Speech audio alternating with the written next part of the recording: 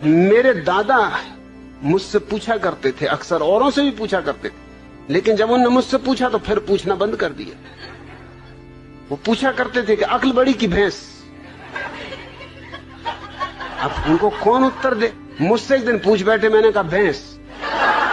उन्होंने कहा क्यों? मैंने कहा क्योंकि भैंस ये सवाल नहीं पूछती।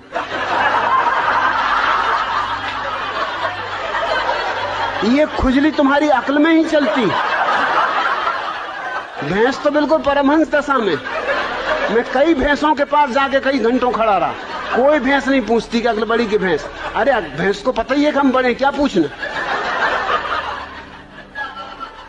फिर उन्होंने नहीं पूछा।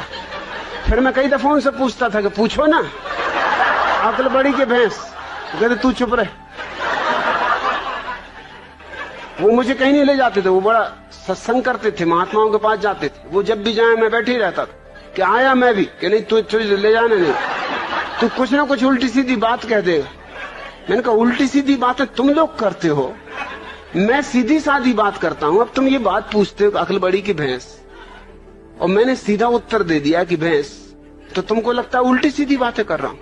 अरे आने दो, मैं भी तुम्हारे महात्मा को जरा दिखाऊंगा। एक दफा मुझे ले गए, सिर्फ एक दफा ले गए। एक महात्मा के पास गए वो मिलने, मुझे ले गए।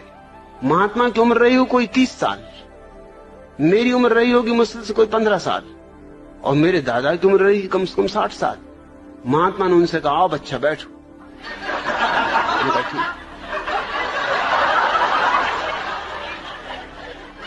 मेरे दादा ने मुझसे कहा तुम्हें कुछ पूछना तुम पहले ही पूछ लो, नहीं तो फिर गड़बड़ हो जाएगी, फिर मैं पूछ लूं। मैंने उनसे पूछा कि बच्चा एक जवाब दो। महात्मा बहुत नाराज हुए, कहने लगे मुझसे बच्चा कहते हो? मैंने कहा तुम मेरे दादा को बच्चा कह रहे हरामजादे, 60 साल की उम्र के बूढ़े को बच्चा कह रहे, 30 साल के तुम हो, 15 साल का मैं हूं, तो कोई गणित में गलती कर रहा हूं? तुम बच्चा नहीं महाबच्चा हो। मेरे दादा ने मुझे फौरन बाहर निकाला, तू जा भैया, तू घर जाओ, कभी मेरे साथ मत आना।